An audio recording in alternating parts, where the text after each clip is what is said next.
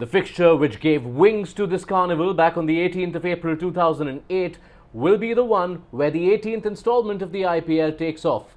It will be KKR versus RCB on the 22nd of March to kick things off for IPL 2025, with Eden Gardens also hosting the final on the 25th of May.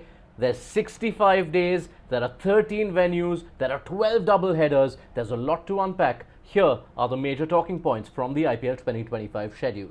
There's no shortage of narratives to launch IPL 2025. You've got KKR RCB, you've got Sunrisers Rajasthan in a battle of big hitters. There's also Chennai Super Kings versus Mumbai Indians in a blockbuster Sunday evening tussle. But match number 4 is where the narratives can really start peaking. Because Lucknow Super Giants, who let go of their captain of their first 3 seasons and then broke the bank to snatch from Delhi Capitals their captain in Rishabh Pant, launched their season against Delhi Capitals. So Rishabh Pant's first match as LSG skipper will be against Delhi, and KL Rahul in his first match in the Delhi camp will take on Lucknow. That's not it for the narratives. This match also takes place in Visakhapatnam, which is the venue where Delhi, after so many years, finally managed to win a playoff game for the first time. That's right, in 2019, when they finally broke their playoffs curse, they won at that venue, and guess who was player of the match in that game? Rishabh Pant. The first double-header day of the season, on the 23rd of March, will conclude with the Classico. It's back and it will happen twice again. Chennai Super Kings and Mumbai Indians could only meet each other once, given the groupings they found themselves in last time, but there will be 2 installments this time. 23rd March at Chepauk, 20th April at Wankhede. So many headlines. Ashwin is back at CSK. Bolt is back at MI, having just delivered the franchise an SA20 title. And you also have 2 CSK boys who are now part of MI, Mitchell Santner and Deepak Chahar. You can expect both of them to be part of the Mumbai Indians bowling setup against the Chennai Super Kings. One point of interest, at least for bout 1, is whether Hardik Pandya will play, because as of the end of last season, Hardik was due a 1-match ban, having incurred MI's 3rd over 8 penalty for the season. So that could mean he sits out this season opener. Now, Mumbai Indians are also among a set of teams who are starting the season with a run of away games. In fact, they are one of 4 teams, the others being RCB, Punjab and Lucknow, who don't play at home for the first 9-10 days of the competition. Mumbai's first game at Wankhede will only be on the 31st of March. Lucknow's first in Lucknow is on the 1st of April. RCB's first at the Chinnaswamy is 2nd of April, and for Punjab, their first in Mullapur is the 5th of April. That does mean more home games towards the back half. It's always an interesting dynamic. In the case of RCB, it's 4 home games of their last 6. So if they can turn around their Chinnaswamy fortunes, that could prove to be beneficial for them.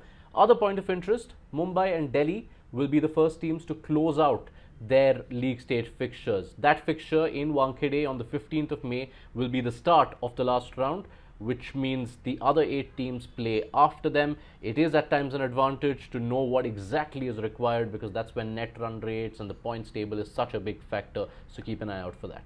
We mentioned at the top there are 13 venues. That's because 3 of the 10 teams have 2 home bases. There's Delhi with Visakhapatnam, there's Rajasthan with Guwahati, and there's Punjab with Dharamsala.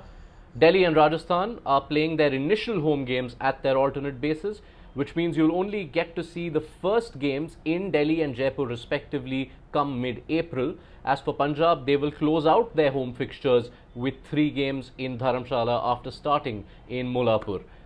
What's interesting is that none of these sides have the best track records at these alternate venues. Delhi played 2 games in Vizag last season. They won 1, lost the other, in which they conceded 272 to KKR. As for Rajasthan, they've been playing in Guwahati since 2023. They've won once and lost twice with 1 no result. Punjab have had a longer checkered past with Dharamshala, not a great win-loss record, and they've lost all 4 games they've played there in the last 2 seasons. But Punjab will get a run of 3 back-to-back games in Dharamshala from the 4th of May to the 11th. These are among their last few games of the league stage. It is also the only case of a side playing 3 back-to-back home games this entire season. And finally, prepare for Sunrisers fireworks right at the start of the season. The side that shattered the ceiling on run scoring last season gets a chance to really explode and come out with all guns firing, because they're playing 4 of their first 6 games at home. a venue that saw them smash 277 against Mumbai Indians, which saw them pummel down a target of 167 in less than 10 overs against LSG. So Hyderabad, very high scoring, but if you look through their first 7 games, even the 3 away games come at venues with a penchant for runs. There's one at Eden Gardens, there's one at Wankhede, and there's one at Vizag, where KKR scored 272 last season. So Sunrisers, who in the middle of last season started making 250 look like the new normal, can they be the side who breach 300, and will it happen at Hyderabad? They also have the added advantage of knowing that if they go through to the playoffs, the first 2 of the 4 playoffs will be held at Hyderabad. That's qualifier 1 and the eliminator, before qualifier 2 and the final at Eden Gardens.